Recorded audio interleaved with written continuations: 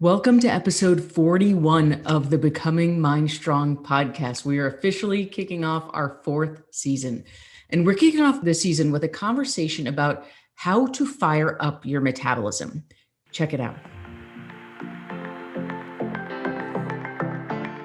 Firing up your metabolism is a conversation that has a lot of misinformation around it. A lot of women, especially, believe that when they get to a certain age, they're just stuck. They're just destined with what they'll call their mom bod or their grandma bod, depending where they're at in life.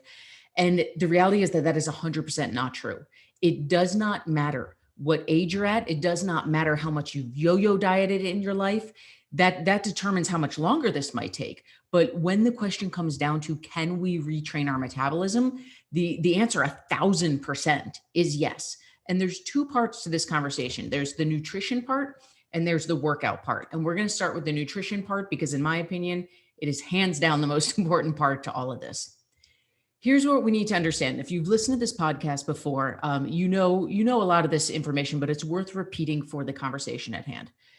There's only one way for the human body to lose weight, and that's to be in what's called a caloric deficit. That simply means you're eating less calories in a day than you burn. Any system out there, whether it's shake systems, point systems, frozen meals, doesn't matter what it is. If you are losing weight, the answer behind the scenes, if you know why it's working or not, the answer I'm telling you right now is that you're in a caloric deficit. You're eating less calories than you burn. The problem is this: a lot of these big fad diets, they're looking for shocking results, right? They want you to stop scrolling through your social media feed and just be jaw-droppingly shocked at the before and after pictures you're seeing that. So how do they do that? They do it by putting you in an extreme caloric deficit.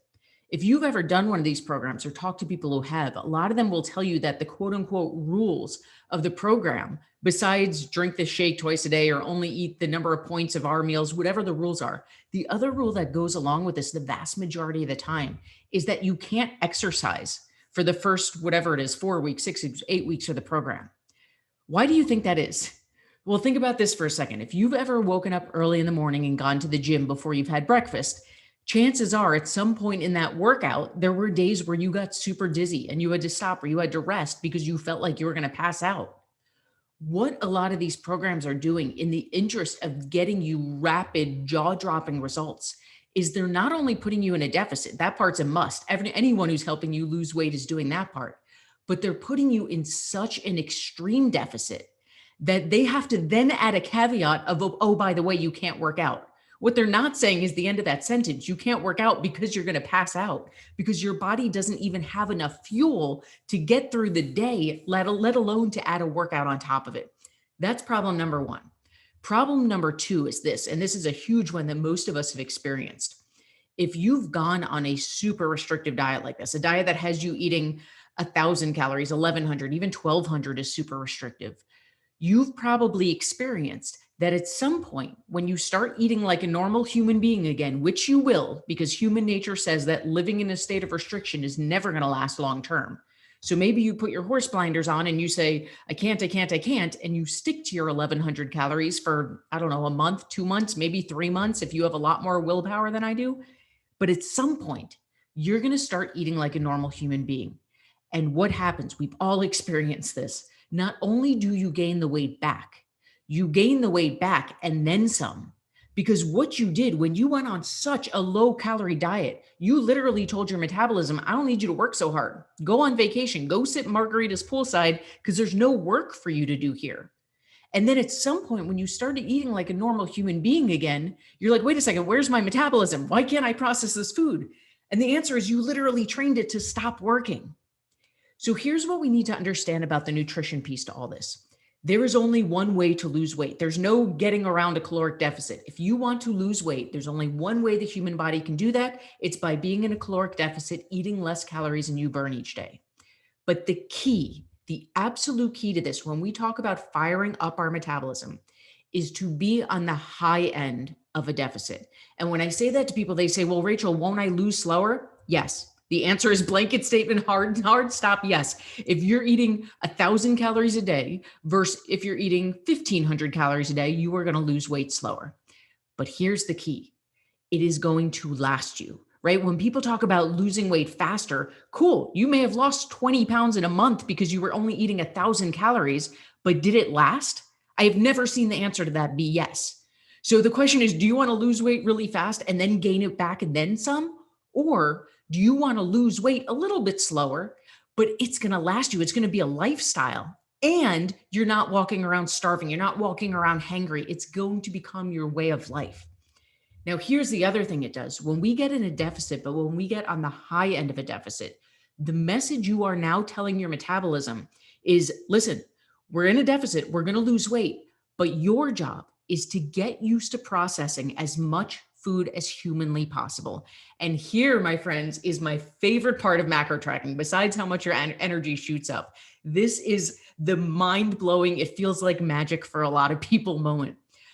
The number one thing we hear from people when they start doing macros is, I cannot fathom how much food I'm eating while still losing weight. And the answer is, that's because your metabolism is firing up.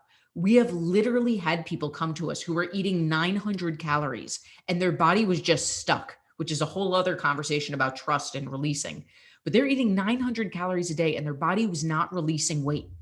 And it sounds so counterintuitive, but what we do is, first we meet them where they are. We're not going to make massive jumps, but over time we slowly raise their calories.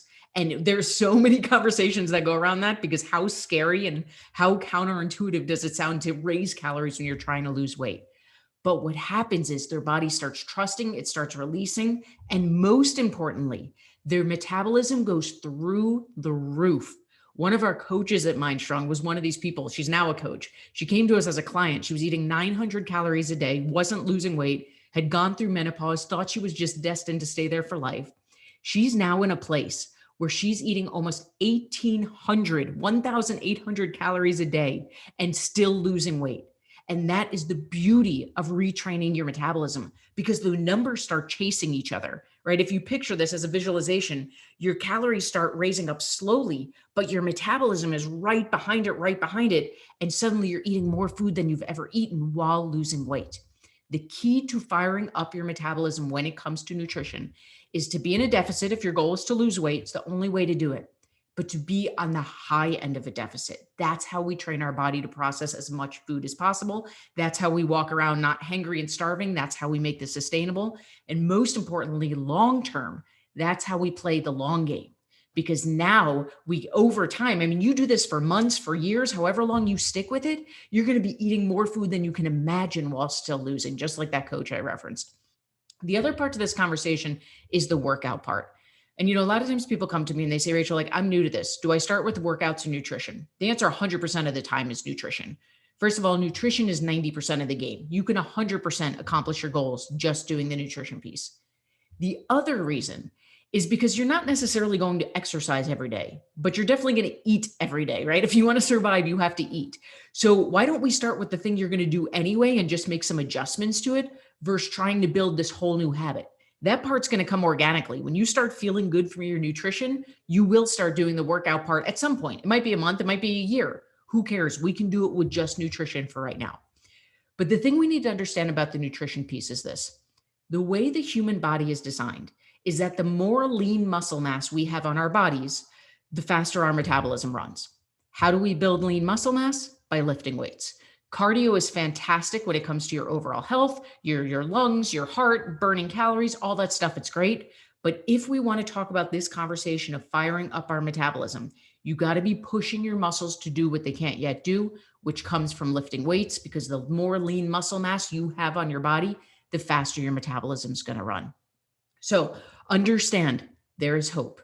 Okay. If you are 20 years old and you haven't been through many diets, it's probably going to kick in faster for you. If you're 70 years old and you've spent your life yo-yoing, going from no carb to high carb to low fat to high fat and everything in between, this will still work for you.